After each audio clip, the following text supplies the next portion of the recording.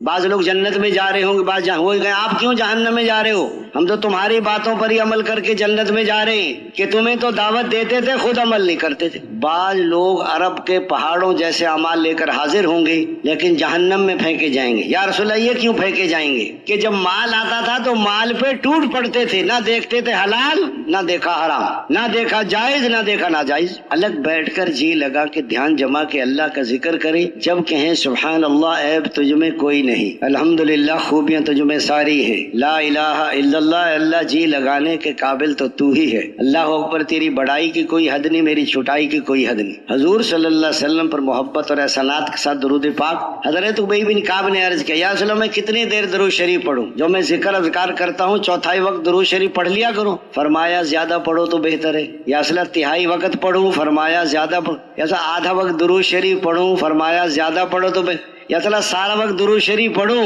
کہ سارا وقت درود شریف پڑھو گے سارے ہم اور سارے غم ختم ہو جائیں گے اور اللہ تعالیٰ اس کی ہر حاجت پوری کرے گے۔ بعض کام نہیں ہوتے، ان کے نہ ہونے میں بندے کا فائدہ ہے۔ ایک آدمی باہر ملکوں میں کمانے کے لیے جا رہا تھا، 10 سال کا ویزا، ٹکٹ، پاسپورٹ اس کے بیگ میں، استنجے خانے میں گیا، بیگ چور لے کے بھاگ گیا، اسی میں ٹکٹ، اسی میں پاسپورٹ۔ اب ایک من کی گالیاں دے رہا ہے چور کو۔ جہاز تو چلا گیا لیکن وہ جہاز آ کے سمندر میں گر گیا، سب مسافر مر گئے۔ اب چور کو دعائیں دے رہا، اللہ بھلا کرے چور کا، وہ چوری نہ کرتا میں تو مر جاتا۔ اللہ کے ہر فیصلے پہ راضی ہو جانا۔ حضور صلی اللہ علیہ وسلم کچھ لوگ آئے، تو تمہارے پاس ایمان کے کیا علامات ہیں؟ یا رسول اللہ 5 کا آپ نے ہمیں حکم دیا ہے، یہ ایمان مفصل ہے، آمنت باللہ وملائکتہ وکتبہ ورسلہ والیوم الآخر والقدر خیرہ وشرہ ومن اللہ تعالی والبعث۔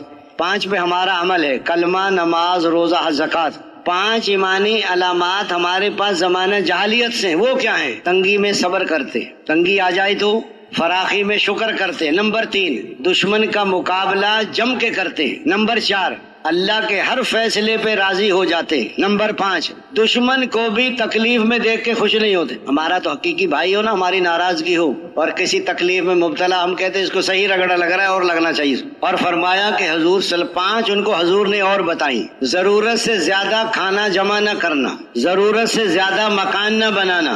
نمبر 3 دنیا سے بے رغبتی۔ نمبر 4 آخرت کی رغبت۔ اور نمبر 5 اللہ کے خوف کو اختیار کرنا۔ اس لیے فرمایا پچھلی زندگی پہ روتے رہنا اور آئندہ شرع خلاف کا عمل نہیں کرنا۔ آج لاکھوں انسان میری محنت نہ کرنے کے جہنم میں چلے گئے، جیسے میں نے محنت کرنی تھی، رونا تھا، زندگی بدلی۔ استغفار کریں، قرآن کی تلاوت۔ 4 نمبر میں حقوق کی ادائیگی ہے۔ اگر حقوق ادا نہ کیے تو لینے کے دینے پڑ جائیں گے، کیے کرائے اعمال دوسروں کے حوالے کر دیے جائیں گے، لوگوں کے گناہ اس کے گردن میں ڈال کر اس کو جہنم میں ہانک دیا جائے گا۔ دینے کا جذبہ ہوگا تو محبت پیدا ہوتی ہے، اور لینے کا جذبہ ہوگا عداوت اور دشمنی پیدا ہوتی ہے۔ لینے کا جذبہ اچھا جذبہ ہے، اللہ سے لینے کا جذبہ ہو، مخلوق کو دینے کا جذبہ ہو، عبادت کے ذریعے سے لینا ہے، اخلاق کے ذریعے سے دینا ہے۔ رزق کا تعلق عبادت کے ساتھ اور دعاؤں کی قبولیت کا تعلق ہے امر بالمعروف نہی عن المنکر کے ساتھ، ہر ظالم کے خلاف، ہر مظلوم کے ساتھ۔ باپ ظالم ہے اور دشمن مظلوم ہے تو باپ کا ساتھ نہیں دینا۔ ایک نوجوان آیا کوئٹہ سے کہ میرے والد نے مجھے گھر سے نکال دیا۔ میں کیوں نکالا ہے؟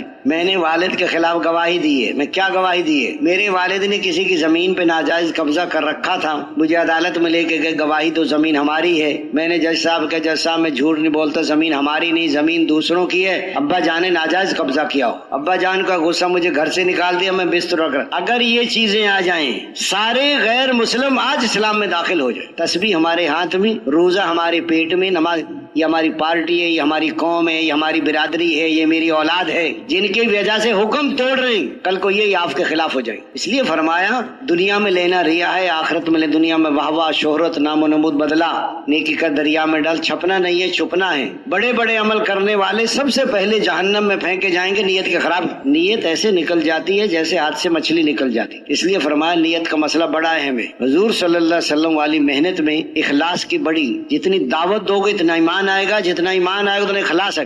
میواتی کہنے کا حضرت جی ہمارا کیا بنے گا آخرت میں؟ جیسے گندم کے ساتھ مٹی تل جاتی ہے نا، اسی بھاؤ ایسے نکل جائیں گے۔ میواتی کا حضرت جی اگر اللہ نے چھانا لگا دیا تو کیا ہوگا؟ کہ پھر ہم بھی نہیں نکل سکتے۔ ڈرتے بھی رہو، کرتے بھی رہو۔ ایمان اور اخلاص دونوں جڑواں بھائی ہیں۔ جماعت میں ایک امیر صاحب تھے، روزانہ ساتھیوں کی ڈانٹ ٹپٹ کرتے تھے، کبھی کسی کو ڈانٹ دیا، کبھی کسی کو، ساتھی پریشان رہتے تھے۔ ایک دن امیر صاحب کہیں چلے گئے، ساتھیوں کو موقع مل گیا مشورہ کرنے کا۔ امیر صاحب تو روزانہ نمبر لگاتے ہیں، کیا کیا جائے؟ ایک نوجوان کہنے لگا کہ ہم اصل میں امیر صاحب کی خدمت نہیں کرتے، ہمیں خدمت کرنی چاہیے۔ جس نے یہ رائے دی اس رات کو اکیلا اٹھا اور امیر صاحب کے سارے میلے کپڑے دھو دیے۔ جب صبح اٹھے تو بیگ خالی تھا، باہر نکلے تو کپڑے خشک ہو رہے، بہت خوش ہوئے، کس نے دھوئے؟ وہ اخلاص والا تھا، اس نے کسی کو بتایا نہیں۔ اس دن کے بعد امیر صاحب نے کبھی کسی کو نہیں ڈانٹا۔ ساتھ ہی امیر صاحب وہ ڈانٹ ڈپٹ کیسے چھوڑ دیا، آپ تو روزانہ نمبر لگاتے تھے۔ اس نے کہا مجھے ڈانٹنے کا خیال تو آتا ہے، جب میں ڈانٹنے لگتا ہوں تو سوچ میں پڑ جاتا ہوں کہیں اس نے کپڑے نہ دھوئے ہوں تو چھوڑ دیتا ہوں۔ ایک اخلاص والے نے سب کی جان چھوڑا دی۔ آئے دوستوں بزرگوں بھائیو، ساری دنیا میں جو دین زندہ ہوگا حضور صلی اللہ علیہ وسلم والی محنت اور قربانیوں سے۔ ایک ہماری قربانی کس درجے کی ہے، ایک صحابہ کرام کی قربانیاں کس درجے کی تھی۔ جب آواز لگی، جہاں کے لیے لگی، جب کہا، ہر موقع پہ نہ جان کی پرواہ ہے، نہ مال کی پرواہ ہے، نہ بیوی بچوں کی۔ صحابہ کرام بیان کرے یا رسول اللہ، مکہ مکرمہ چھوڑنا آسان، مدینہ منورہ چھوڑنا آسان، بیوی بچوں کو چھوڑنا آسان، گھر کاروبار چھوڑنا آسان۔ یا رسول اللہ جب آپ سے جدا ہوتے ہیں تو پتہ ایسا لگتا ہے جیسے بدن سے روح جدا ہو جائے۔ اتنی محبت تھی حضور سے،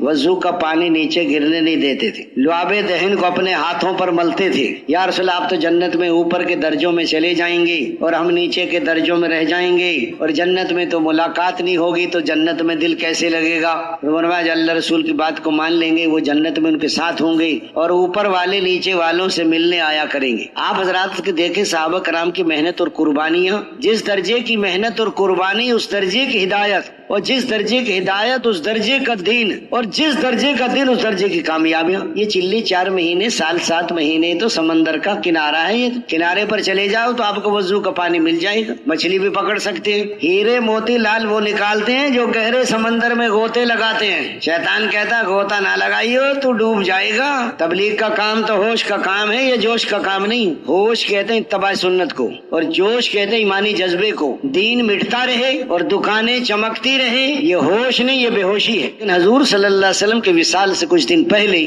مدینے پر حملہ کرنے کے لیے 2 لاکھ کا لشکر آتا روم کی طرف سے۔ آپ صلی اللہ علیہ وسلم نے اس کے مقابلے کے لیے حضرت اسامہ بن زید رضی اللہ عنہ کو امیر بنایا اور لشکر کے مقابلے کے لیے ان کو روانہ کیا۔ لیکن جیسے روانہ کیا، حضور صلی اللہ علیہ وسلم کی طبیعت ناساز تھی۔ حضرت اسامہ حضرت زید کے بیٹے تھے، متبنہ بیٹے کی۔ حضور کو بھی اسامہ سے بہت محبت تھی۔ وہ لشکر باہر جا کے جروب میں جا کے ٹھہر گیا۔ حضرت اسامہ روزانہ آتے تھے، حضور سے مل کے واپس چلے جاتے۔ پھر کچھ دن کے بعد آپ صلی اللہ علیہ وسلم کی طبیعت اچھی ہو گئی اور لشکر روانہ ہو گیا۔ پھر سوموار کے دن آپ صلی اللہ علیہ وسلم کی طبیعت ناساز ہوئی اور زوال کے قریب حضور کا وصال ہو گیا۔ اتنا بڑا صدمہ صحابہ پر کہیں نہیں آیا، اتنی محبت تھی، ہر گھر میں رونے کی آواز۔ حضرت عمر کو ہوش نہیں، جو یہ کہے گا حضور کا وصال ہو گیا میں اس کے گردن کاٹ دوں گا اس۔ حضرت عثمان میں ہمت نہیں، حضرت علی بالکل سب چپ رہ گئی۔ حضرت ابو بکر صدیق رضی اللہ عنہ اس موقع پر امت کو سنبھالا ہے۔ حضرت ابو بکر صدیق رضی اللہ عنہ تشریف لائے اور آپ صلی اللہ علیہ وسلم کی پیشانی مبارک کا بوسہ لیا اور سب کو مسجد نبوی میں جمع کیا اور خطبہ دیا کہ حضور صلی اللہ علیہ وسلم نیرے رسول ہی تو تھے، خدا تو نہیں تھے جن کو موت نہ آئے، اور جو واپس پھر جائے گا وہ اپنا نقصان کرے گا۔ ایسے موقع پر حضرت ابو بکر نے امت کو سنبھالا ہے۔ حضور پاک صلی اللہ علیہ وسلم کا روزہ مبارک کہاں ہوگا، جنازے کی کیا سوری، ساری علم حضرت ابو بکر صدیق کو تھا۔ حضرت چاروں طرف سے حالات بگڑ گئے، ادھر سے مسلمان قذاب نے نبوت کا دعویٰ کر دیا، 40-45 ہزار کا لشکر اس کے ساتھ تھا۔ ایک شجاع نامی عورت نے نبوت کا دعویٰ کر دیا، ادھر سے بہت سارے ایسے لوگ تھے جو مرتد ہو گئے، اور بعض لوگوں نے زکوٰۃ کا انکار کر دیا، اور بعضوں نے کہا زکوٰۃ دیں گے لیکن مدینے نہیں پہنچائیں گے۔ حالات ایسے خراب ہو گئی تھی، حضرت عائشہ رضی اللہ عنہ فرماتی ہیں کہ مسلمانوں کی حالت ایسی ہو گئی تھی جیسے بارش میں بکریاں بھیگ کر ایک کونے میں جمع ہو جاتی۔ ایسے موقع پر حضرت ابو بکر صدیق رضی اللہ عنہ امت کو سنبھالا ہے۔ ایک ہی ٹوٹے ہوئے نقشے کو بنانا، ایک ہی بنے ہوئے نقشے کو چلانا۔ حضرت ابو بکر رضی اللہ عنہ کا زمانہ ٹوٹے ہوئے نقشے کو بنانے کا زمانہ ہے، اور حضرت عمر رضی اللہ عنہ کا زمانہ بنے ہوئے نقشے کو چلانے کا زمانہ ہے۔ اس لیے فرماتے تھے ابو ہریرہ، ابو بکر نہ ہوتا تو دنیا میں دین نہ ہوتا۔ حضرت ابو بکر صدیق رضی اللہ عنہ کا آخری وقت تھا۔ حضرت منبہ بن حارثہ رضی اللہ عنہ آ کے خبر دی، فلاں علاقے کے لوگ مرتد ہو گئے، فرمایا مجھے بٹھاؤ، میں اس وقت مر جاؤں، شام ہونے سے پہلے لشکر بھیج دینا، اور شام کو مر جاؤں تو صبح ہونے سے پہلے لشکر بھیج دینا. اگر حضور صلی اللہ علیہ وسلم کے وصال پر میں اسامہ بن زید رضی اللہ کو لشکر کو نہ بھیجتا تو مدینہ آگ کی بٹھی بن جاتا. حضرت ابو بکر فرما رہی دین میں کمی آ جائیں. ابو بکر زندہ رہے. اونٹ کے ساتھ جو رسی دیتا تھا زکات میں، جو رسی نہیں دے گا ہم اسے بھی قتال کریں گے. لوگ یہ سمجھ رہے تھے مسلمانوں کہ نبی تو چلے گئی، ان کی ہوا اکھڑ گئی. حضرت ابو بکر صدیق رضی اللہ عنہ نے حضرت اسامہ کے لشکر کو روانہ کیا. اکثر کی رائے تھی روانہ نہ کریں. ادھر سے وہ انہوں نے جو 2 لاکھ کا لشکر آ رہا تھا، حضرت اسامہ ایسا تیزی سے لشکر لے کر چلے اور ایسے راستے بدل بدل کر چلے کہ انہوں نے 5 جاسوس بھیجے. ایک لشکر ان کو 5 جگہ نظر آیا. یہ اللہ کی غیبی مدد تھی. باقی جو 400-500 کے قریب بچے، حضرت ابو بکر خود امیر بن کر بستی میں پہنچے. ان سے لڑائی کی، انہوں نے توبہ کی، زکات کا اقرار کیا، اور اس کے بعد ظہر کہیں اور پڑھی، مغرب کہیں اور پڑھی، فجر کہیں اور پڑھی، عصر. 3 دن کے اندر اندر پورے مدینے کے ارد گرد یہ ہوا پھیل گئی. ارے مسلمان تو اسی طاقت کے ساتھ ہیں جیسے پہلے تھے. حضرت ابو بکر رضی اللہ عنہ کا زمانہ ایسے موقع پر امت کو سنبھالا ہے. اور پھر جو ہے یہ سارے فتنے، اس لیے فرمایا ایک نشر دین ہے اور ایک نقص دین ہے، ایک اشاعت دین ہے، ایک حفاظت دین ہے. اگر مسلمانوں کی زندگی سے دین نکلا جیسے حضور کے وصال پر، ایسے موقع پر تو 100% کو حضرت ابو بکر نے نکال دیا. مدینے میں کوئی بالغ مرد نہیں تھا.